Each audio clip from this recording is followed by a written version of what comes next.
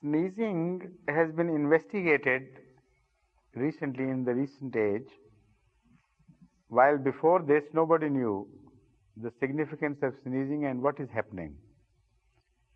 In fact, there is a channel connecting the nasal passages with the brain, and there are fine ducts which are connecting the brain with these nasal passages.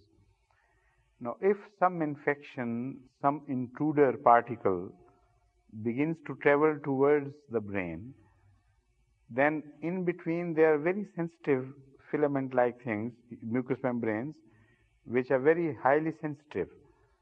Now, they get irritated and you have the phenomena of sneezing.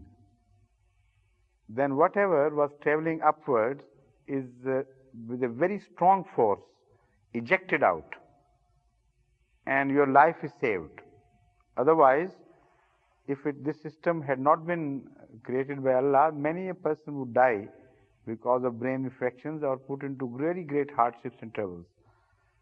So this is why the one who sneezes says Alhamdulillah, praise be to Allah for the creation of such protective system for me. And Yarhamkumullah is the answer of those who listen to him or observe this thing happen. They say, may Allah be always kind to you and show mercy to you.